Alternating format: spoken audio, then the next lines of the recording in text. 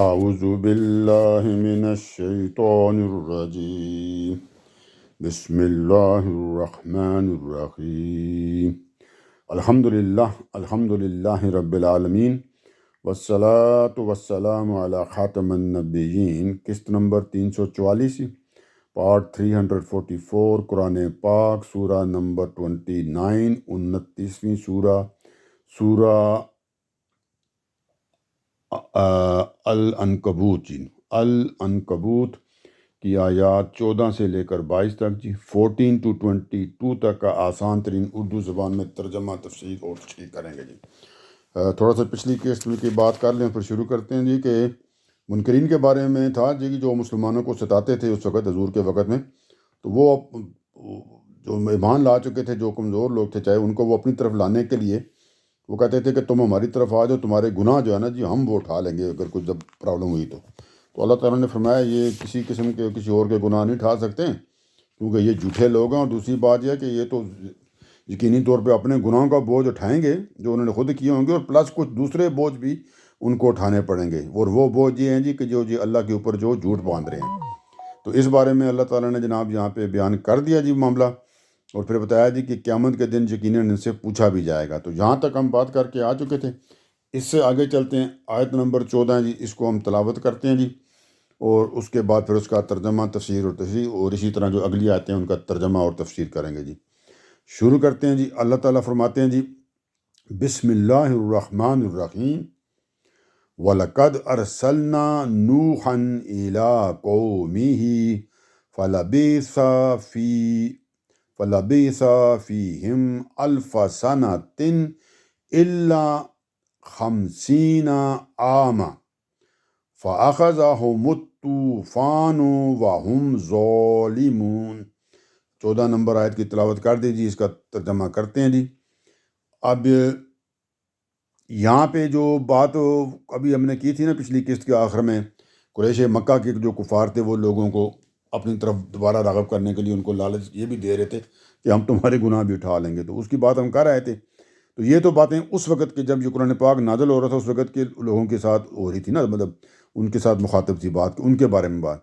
تو ابھی اللہ تعالیٰ فرما رہے ہیں کہ یہ کوئی ایسی بات نہیں ہے کہ یہ جو آج یہ جو باتیں کر رہے ہیں اس طرح کی پہلے بھی جو قومیں گزری ہیں وہ بھی، اور پہلے جو لوگ گزرے ہیں وہ بھی یہی بات کرتے تھے۔ تو اب یہاں سے ان کا بیان شروع ہونے لگا ہے آج کی قسط میں سے جی، یہ قسط نمبر 344 سے۔ تو اللہ تعالیٰ فرماتے ہیں جی، وَلَقَدْ أَرْسَلْنَا نُوحًا، تو اللہ نے کہا جی پہلوں کی طرح اب یہاں سے بات کیا جی، ہم نے نوح کو اس کی قوم کی طرف رسول بنا کر بھیجا تھا، ٹھیک ہے جی، یعنی عذاب سے پہلے اتمام حجت کے لیے اسی طرح رسول بنا کر بھیجا تھا جس طرح اب نبی صلی اللہ علیہ وسلم کو قریش کی طرف رسول بنا کر بھیجا گیا کہ وہ اتمام حجت کر دیں، بات ان کو میسج پہنچا دیں، دعوت پہنچا دیں، تو اور ساتھ خبردار کر دیں گے تو کبھی اس کے نتائج کیا ہیں، اگر تم قبول کرو گے تو اچھے نتائج کیا ہوں گے، اور نہیں قبول کرو گے یہ دعوت تو اس کے پھر دوسرے نتائج، برے نتائج کیا ہیں جی، کہ بھائی ان کے بارے میں خبردار کر دیا جائے گی۔ تو اسی طرح نوح علیہ السلام کے ٹائم پہ بھی یہی ہوا تھا، جب ان کو بھیجا گیا تھا تو وہ بھی یہی کچھ کرنے گئے تھے جی۔ تو اللہ تعالیٰ نے کہا جی کہ ہم نے اسی طرح نوح کے ٹائم پہ نوح کو ان کی قوم کی طرف رسول بنا کر بھیجا تھا جی، ٹھیک ہے جی، ایک واضح ہوگی۔ تو اسی میں اب یہ سنائی ان کو جا رہی ہے قریش مکہ کو، تو ان کو بھی بات اسی طرح کی جا رہی ہے، ٹھیک۔ تو ٹھیک ہے جی، یہی بات اب قریش مکہ کو ہی سمجھ لیں، منکرین جو تھے اس وقت کے، ان کو اب نوح علیہ السلام کا جو معاملہ ہے نا وہ بھی ان کو سمجھایا جا رہا ہے کہ بھئی یہ پہلے بھی ہو چکا ہے، پہلے بھی لوگ جو کرتے رہے ہیں، تو یہ کوئی ایسی بات نہیں کہ یہ کر رہے ہیں۔ تو اللہ تعالیٰ نے کہا جی کہ یہی جو انکار کرنا اور پھر دوسروں کو ورگلانا، یہ وہ ان کے لوگ بھی کرتے رہتے۔ بہرحال اب چلتے ہیں آگے جی، کہ اللہ تعالیٰ نے فرمایا ہم نے نوح کو اس کی قوم کی طرف رسول بنا کر بھیجا تھا جس طرح نبی پاک اب آپ کو بھیجا ہوا جی۔ تو وہ کیا ہوا تھا، اللہ تعالیٰ فرماتے ہیں جی، تو جب ان کو بھیجا اس کے بعد کیا ہوا، تو وہ 50 کم 1000 سال ان میں رہا،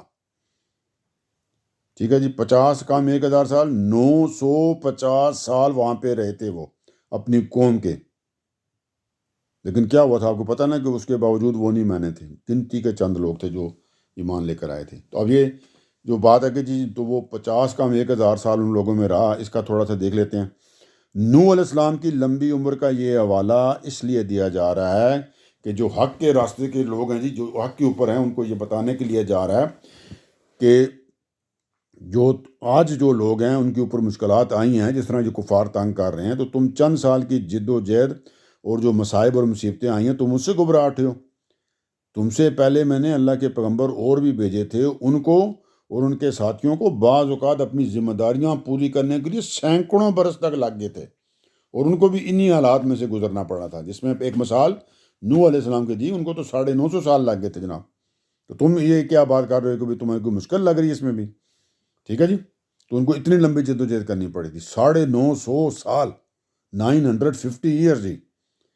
ٹھیک ہے جی، تو اللہ تعالیٰ نے یہ جو نوح علیہ السلام کی عمر کے بارے کے بات آپ کہیں گے جی یہ اتنی لمبی عمر یہاں قرآن پاک میں بیان ہوئی ہے، تو یہ نوح علیہ السلام کی لمبی عمر کا بیان بائبل میں بھی یہی بیان ہے، بس اس میں صرف یہ ایک چیز تھوڑی سی انہوں نے مختلف کر دی ہے کہ طوفان سے پہلے کی جو مدت ہے نا جی ان کی عمر، وہ اس میں بائبل میں انہوں نے 600 برس بتائی گئی ہے، تو جس کی قرآن نے یہاں تردید کر دی ہے جی، قرآن نے کہا کہ نہیں 600 برس اس سے پہلے نہیں تھی جی۔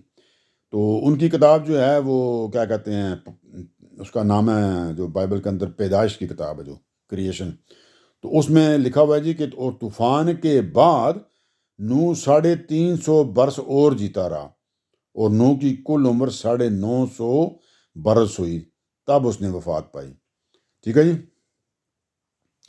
تو اللہ تعالیٰ نے کہا جی کہ نہیں، ہم نے نوح کو اس کی قوم کی طرف بھیجا، تو وہ 50 سال 50 کم 1000 سال ان لوگوں میں رہا، تو 950 سال ان لوگوں میں رہا ان کو سیدھے رستے پہ وہ لے کے لانے کے لیے جی۔ تو یہ تھوڑی سی چینج ہے، باقی وہ ٹوٹل عمر کے حساب سے وہی بات چل رہی ہے، بہرحال 950 سال انہوں نے ان کو تبلیغ کی جی۔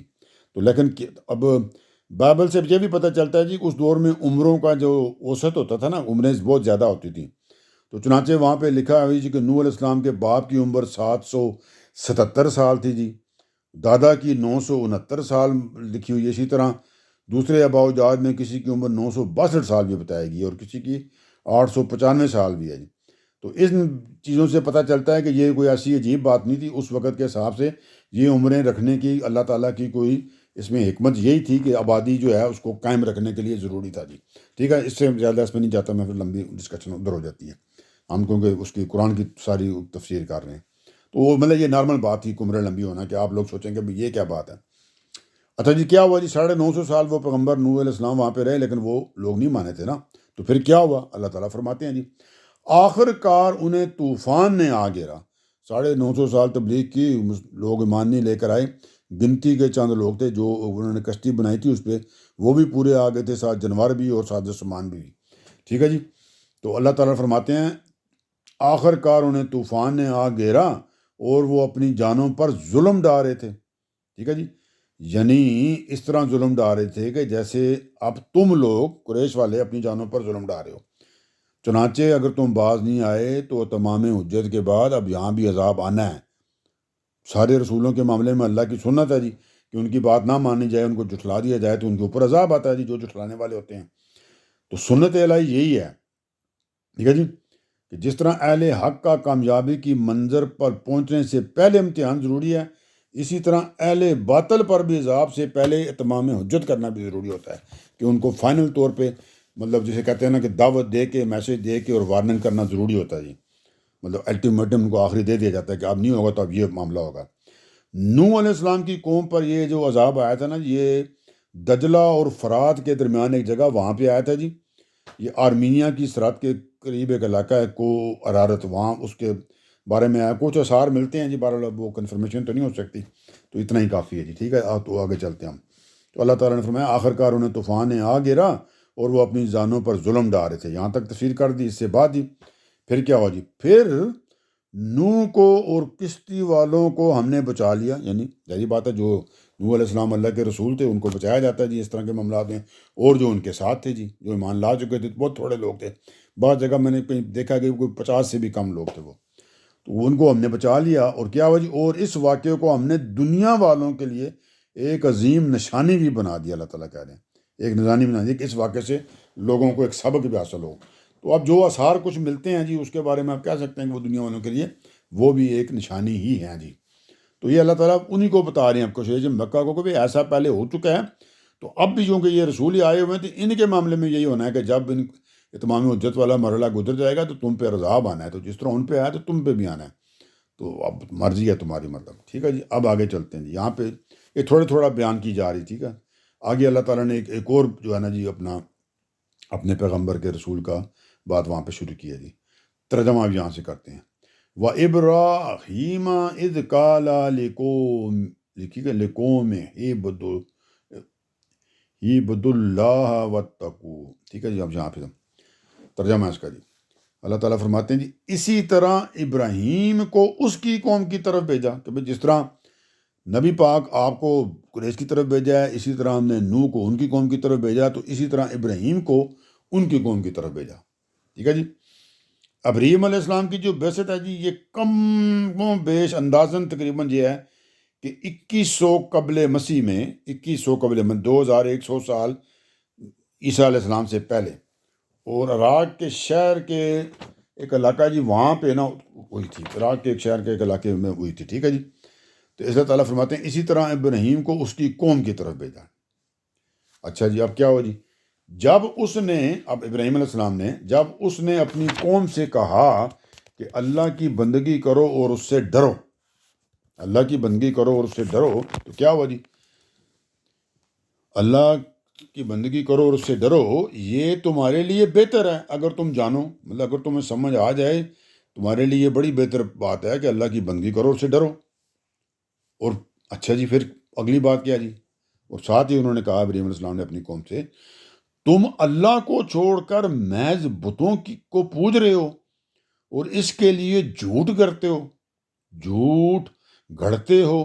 حقیقت یہ ہے کہ جنہیں تم خدا کو چھوڑ کر پوج رہے ہو وہ تمہارے رزق پر کوئی اختیار نہیں رکھتے، سو اللہ ہی کے ہاں رزق تلاش کرو اور اسی کی بندگی کرو اور اسی کے شکر گزار رہو، تم اسی کی طرف لوٹائے جاؤ گے۔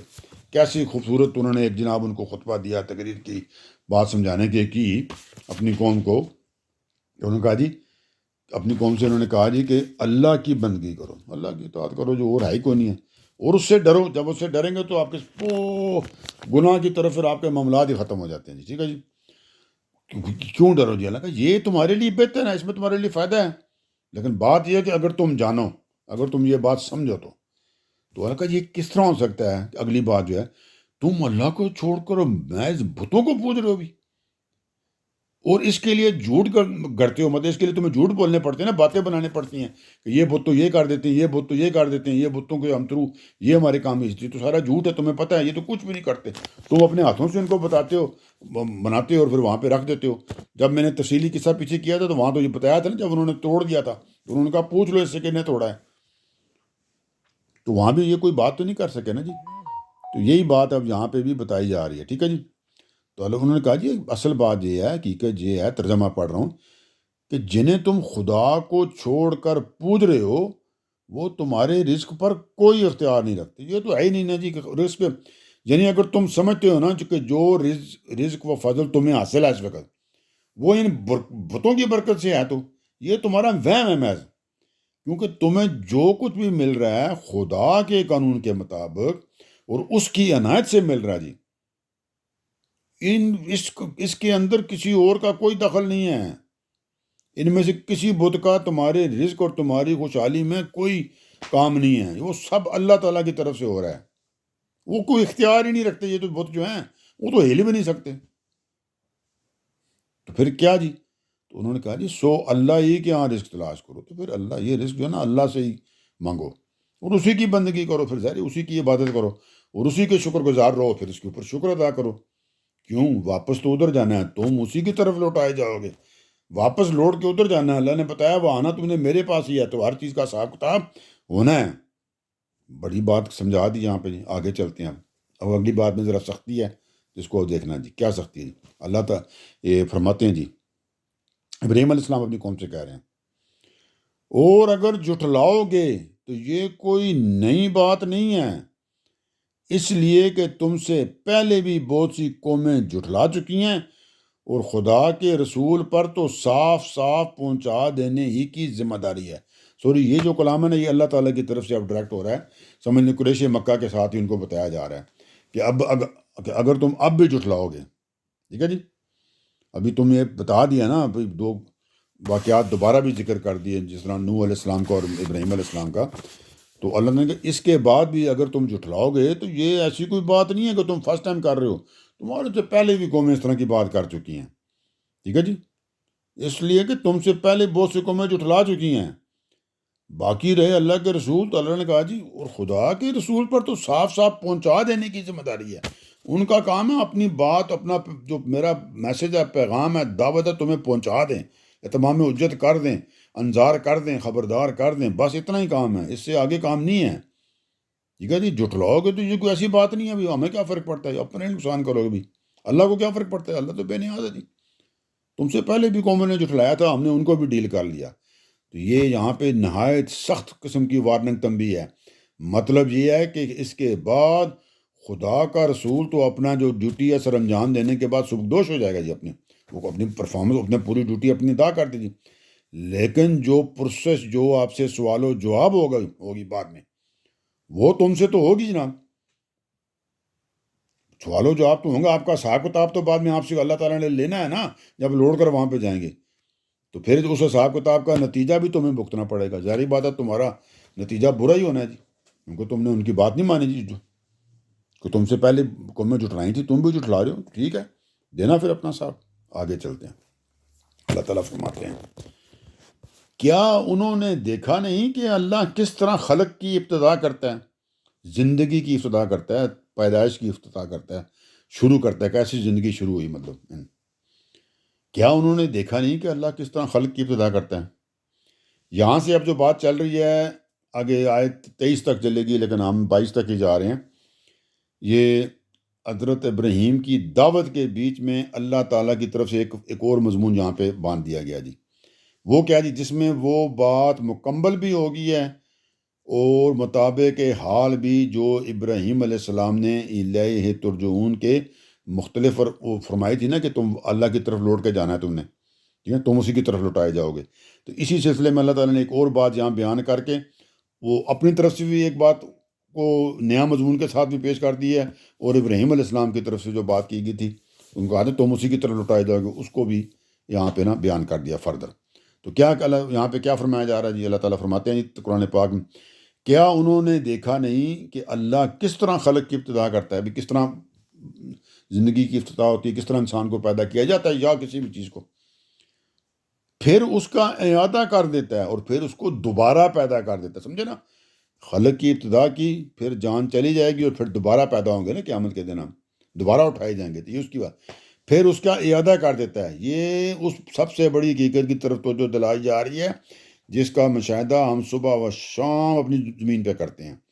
زمین سبز و شاداب ہوتی ہے، پھر اس کو خشک کر دیا جاتا ہے جی، وہ آ جاتی ہے خزاں، بے آب و گیا ہو جاتی ہے، اور پھر آسمان سے پانی برستا ہے اور یکا یک دوبارہ اسی طرح سبز و شاداب ہو جاتی ہے. تو یہ زندگی اور موت اور دوبارہ زندگی کا جو نشانیاں ہیں وہ آپ کے سامنے موجود ہیں. تو اللہ تعالیٰ یہاں پہ یہی بتا رہے ہیں کہ کیا انہوں نے دیکھا نہیں کہ اللہ کس طرح خلق کی ابتدا کرتا ہے، پھر اس کا اعادہ کر دیتا ہے، پھر اس کو دوبارہ بھی کرتا ہے. مطلب زندگی کی ابتدا ہوتی ہے، افتتاح ہوتا ہے، پھر ختم ہوتی ہے اور پھر دوبارہ پیدا کر دی جاتی ہے. ٹھیک ہے جی. اور آگے اللہ تعالیٰ فرماتے ہیں کہ اس میں مطلب یہ کیا بات، ابھی یہ کام جو ہے کہ میرے لیے کیا ہے. تو اللہ تعالیٰ فرماتے ہیں ترجمہ، حقیقت یہ ہے کہ اللہ کے لیے یہ نہایت آسان ہے کہ اس کے اندر کوئی مسئلہ ہی نہیں، کوئی پرابلم نہیں، کوئی ایشو نہیں ہے، ایسے ہی بس کن فیکون ہو جاتی ہے جی. تو نہیں، حقیقت یہ ہے کہ اللہ کے لیے یہ نہایت آسان ہے. تم جتنا مرضی اس کو مشکل بنا کے بیٹھے رہو، وہ تمہارے لیے واقعی ہی مشکل ہے. تم تو نہیں کر سکتے نا، نہ زندگی پہلی بنا سکتے ہو، نہ پہلی زندگی لے سکتے ہو، نہ دوبارہ زندگی دے سکتے ہو. اللہ نے تو یہ کام پہلے بھی کیا، آگے بھی کر رہا ہے، تو لوگوں کے لیے تو یہ روٹین کی بات ہے جی. تو حقیقت یہ ہے کہ اللہ کے لیے یہ نہایت آسان ہے. ان سے کہو کہ زمین میں چلو پھرو اور دیکھو کہ اللہ نے کس طرح خلق کی ابتدا کی، پھر وہی اللہ اسے دوبارہ اٹھا کرے گا. تو کہا اللہ تعالیٰ کا تم گھوم پھر کے دیکھ بھی سکتے ہو کہ کس طرح میں نے زندگی کی ابتدا کی تھی، پیدائش کی ابتدا کی تھی، اور پھر اللہ ہی ہے جی اسے دوبارہ بھی اٹھا کھڑا کرے گا. یعنی ابتدا تو تم دیکھ ہی رہے ہو نا، تو اسی سے سمجھ لو کہ وہ اسے دوہرا بھی سکتا ہے. کہ جو فرسٹ ٹائم کسی چیز کو بنا سکتا ہے تو اس چیز کو ختم کر کے یا موت دے کے دوبارہ کیوں نہیں بنا سکتا؟ فرسٹ ٹائم تو تھے ہی کچھ نہیں، تو اللہ تعالیٰ نے بنا دیا. اب تو اس دفعہ تو کم از کم ان کا کوئی گزارا زورا کوئی بی بوں کچھ نہ کچھ ہے نا، تو اب تو پہلے سے بھی آسان ہو گیا ایک طرح سے. اللہ تعالیٰ کی طرف پہلے بھی فل آسان تھا، اب بھی فل آسان ہے، لیکن میں سمجھانے کے لیے بات کر رہا ہوں جی. ٹھیک ہے جی. تو انہوں نے کہا پھر وہی اللہ اسے دوبارہ اٹھا کھڑا کرے گا جی. کوئی مسئلہ نہیں ہے، جس طرح پہلی دفعہ کی ہے تو دوبارہ کرنے کا بھی مسئلہ نہیں ہے. فرسٹ اگر آپ نے انسانی طور پہ اعتراض کرنا تو پہلے والے پہ کرنے بھی پہلی دفعہ کس طرح پیدا کر لیا جب کچھ تھا نہیں. سیکنڈ والا تو انسانی طور پہ آپ کے سامنے نظر آ رہا ہے، بھی ایک دفعہ بنائی ہے تو سیم کام کسی کے لیے دوبارہ کرنا تو مشکل نہیں ہو سکتا. پہلی دفعہ کرنے کے لیے پرابلم آ سکتی نا. یہ میں صرف سمجھانے کے لیے کہہ رہا ہوں انسانوں کو لیے. اللہ کے لیے نہ پہلی دفعہ کا کوئی مسئلہ ہے، نہ دوسری دفعہ کا، نہ 100ویں دفعہ پیدا کرنا چاہے تو کوئی مسئلہ ہے. آگے چلتے ہیں. مسئلہ ہی نہیں ہے تو پھر کیا ہے جی؟ سامنے اللہ نے آگے بیان بھی کر دیا. حقیقت یہ ہے کہ اللہ ہر چیز پر قدرت رکھتا ہے، جو مرضی کرتا ہے. ہزاروں دفعہ انسان کو پیدا کرے، ہزاروں دفعہ مارے، اور ہزاروں دفعہ دوبارہ پیدا کر دے جی. کسی بھی چیز کو، کائنات کو بھی. ٹھیک ہے جی. کہ حقیقت یہ ہے کہ اللہ ہر چیز پر قدرت رکھتا ہے، پھر کسی کے اختیار میں نہ ہوگا کہ اس کے کسی فیصلے میں مداخلت کریں. یہ والی بات ذرا بریکٹ کی ہے. جو ہر چیز پہ جب وہ قدرت رکھتا ہے تو کوئی اور کسی کا معاملہ بھی نہیں ہے. تو اگلی بات کیا ہے، ترجمہ وہاں سے کرتے ہیں. اب یہ پہلے میں نے بریکٹ والی بات کر دی تھی کہ پھر کسی کے اختیار میں نہ ہوگا کہ اس کے کسی فیصلے میں مداخلت کریں. انڈرسٹوڈ بات ہے یہ کہ وہ کوئی اس کے فیصلے میں تو کوئی دخل نہیں دے سکتا نا. بھی اللہ کو میں کہہ سکتا ہوں جو آپ نے پہلی ایک دفعہ پیدا کیا مار دیا تو کیا ضرورت ہے دوبارہ پیدا کرنا؟ اللہ کی مرضی ہے، جو مرضی کرتے پھریں. آگے چلتے ہیں اب یہاں سے. اللہ تعالیٰ فرماتے ہیں جی وہ جس کو چاہے گا عذاب دے گا. وہ والی بات یاد ہے نا جو میں کہتا ہوں، اپنے قانون کے مطابق. اللہ کا ایک قانون ہے، اس کے مطابق وہ جس کو چاہے گا عذاب دے گا اور جس پر چاہے گا رحم فرمائے گا. وہ بھی اللہ کا قانون ہے، بتایا وہ آپ کو. اور تم اسی کی طرف پلٹائے جاؤ گے، واپس تو ادھر ہی جانا ہے، جو مرضی کر لو. قانون میں دوبارہ بیان کر دیتا ہوں کیونکہ پھر لازمی ہوتا ہے ہر دفعہ آپ کو میں یاد آنی کرا دوں. قانون یہ ہے کہ اللہ نے انسان کو ارادہ و اختیار دیا ہے. ارادہ و اختیار کے مطابق کوئی بندہ بھلائی چاہے گا، ہدایت چاہے گا تو اللہ تعالیٰ کا قانون ہے، اللہ تعالیٰ پھر اس کو بھلائی ہدایت دے دیں گے، اس کی توفیق دے دیں گے. اور کوئی بندہ وہ چاہتا ہی نہیں کہ اس کو ہدایت ملے، وہ گمراہی رہنا چاہتا ہے تو اللہ تعالیٰ اس کو اس کے حال میں چھوڑ دیں گے. یہی اللہ تعالیٰ کا قانون ہے. دونوں صورتوں میں آپ کا ارادہ و اختیار ہے نا، وہ کام آئے گا، اس کے مطابق اللہ تعالیٰ آپ کو دے دیں گے. یہ اللہ تعالیٰ کا قانون ہے. آگے چلتے ہیں جی آپ. اور بات یہ اللہ تعالیٰ کہ یہ جو کام ہے آخر کار کیونکہ تم نے واپس ادھر ہی جانا ہے تو یہ اسی کے تحت ہے. پھر وہاں پہ حساب کتاب پھر وہاں پہ ہوگا. دنیا میں تو جو آپ ارادہ اختیار کریں گے اس کے مطابق مل جائے گا. تو یہ ارادہ اختیار کی آپ کو طاقت دی گئی ہے، تو اس لیے جب آپ پلٹ کر جائیں گے تو پھر وہاں پہ حساب دینا پڑے گا، کیونکہ اپنے ارادہ اختیار سے آپ نے کیا ہے. اس کی اللہ تعالیٰ نے آپ کو وہ کیا کہتے ہیں نا اجازت دی ہوئی ہے کہ آپ اپنے ارادہ اختیار سے چوز کریں. اگلے کام پھر اللہ کرتا ہے اس کے بعد جب آپ ایک چیز چوز کر لیتے ہیں تو. آگے چلتے ہیں جی. اللہ تعالیٰ فرماتے ہیں لوگوں سے جی کیا جی کہ لوگوں بریکٹ میں ہے، تھوڑا سا دیکھ لیتے ہیں اس کو. یہاں سے آپ قریش کو براہ راست مخاطب کیا جا رہا ہے، براہ راست مخاطب کیا جا رہا ہے. یہاں سے جی کیا جی ان کو کہا جا رہا ہے کیا جی نہ تم زمین میں خدا کے قابو سے باہر نکل سکتے ہو نہ آسمان میں. مطلب یہ ہے کہ جو مرضی تم کر لو، الٹے لٹک جاؤ نا، اللہ تعالیٰ کو فل مکمل تمہارے اوپر اختیار اور کنٹرول حاصل ہے. تم اس کے حدود سے، اس کی کنٹرول سے باہر نہیں نکل سکتے، نہ دنیا میں اور نہ آسمان کے اوپر. جب تم آؤ گے وہاں تو حساب دینے کے لیے آؤ گے، وہاں پہ نہیں. اچھا جی اور کیا چیز ہے جی آگے اللہ تعالیٰ نے وہی بتایا. اور اللہ تعالیٰ فرمائے اس کے علاوہ آپ کیا جی اور اللہ کے سوا نہ تمہارا کوئی کارساز ہے نہ مدد کرنے والا ہے. ٹھیک ہے جی، نہ کوئی کارساز ہے اور نہ کوئی مدد کرنا کو. مطلب اس کو تو اب میں اس کی تو وہ بھی نہیں ضرورت نا کہ بندہ اس کی تفسیر کرے. اللہ کا سوا کون ہے جی جو آپ کے کام آئے گا جی؟ اللہ کے سوا کون ہے جو کہ آپ کی مدد کرے گا؟ کوئی چانس نہیں ہے جناب. مکمل طور پہ نا اس چیز کو آپ بھول جائیں. ٹھیک ہے جی، کسی قسم کا کوئی چانس نہیں ہے کہ کوئی اور آپ کی نا مدد کرے گا اس معاملے میں. ٹھیک ہے جی، تو یہ والا آپ نا اس کا تو کوئی چانس ہی نہیں ہے جی. ٹھیک ہے جی. تو بس پھر سمجھ جائیں جی کہ آپ کا کیا کرنا چاہیے اور کیا نہیں کرنا چاہیے. بڑی مکمل وہاں پہ سمجھ لینا کہ انذار ہو رہا ہے جی، خبردار کیا جا رہا ہے جی کفار کو. یہ معاملات ہیں، یہ چیزیں ہیں نوح علیہ السلام سے لے کے ابراہیم علیہ السلام کی، اور جنرل باتیں، اور پھر جو اللہ تعالیٰ کی جو ایک قدرت ہے جی، اس کے بارے میں کہ بھی کس اللہ تعالیٰ کی کتنی قدرت ہے، کیسے پیدا کرنا اور کیسے دوبارہ پیدا کرنا، ہر چیز کو بتا کے نا آپ کو میسج دے دیا گیا ہے. اللہ ایک ہی ہے، وہ اکیلا ہے، کوئی شریک نہیں ہے، اس کے علاوہ کوئی آپ کے کوئی کام نہیں آ سکتا، نہ کوئی کارساز ہے، نہ کوئی مدد کرنے والا ہے. تو سیدھی سیدھی آسان سا راستہ ہے، جہاں جاؤ ہدایت چاہو گے تو اللہ تعالیٰ تمہیں اس کی توفیق دے دے گا، گمراہی میں رہنا چاہو گے تو اللہ تعالیٰ تمہیں اس حال میں چھوڑ دے گا. اصحاب دونوں صورتوں میں جب واپس لوٹ کے آپ کو اللہ تعالیٰ نے اپنے پاس جمع کرنا ہے تو لینا ہی لینا ہے. اب آپ کی مرضی ہے، وہ حساب کتاب کے نتیجے میں جنت میں جائیں یا اس کے نتیجے میں آپ دوزخ کی آگ میں جا کے چلیں. ٹھیک ہے جی، تو چوز کر لیں جی، آپ منتخب کر لیں اب آپ کیا چاہتے ہیں جی. اس بات کے اوپر جناب ہماری آج کی قسط ختم ہوئی جناب. اگلی قسط تک کے لیے اللہ حافظ جی.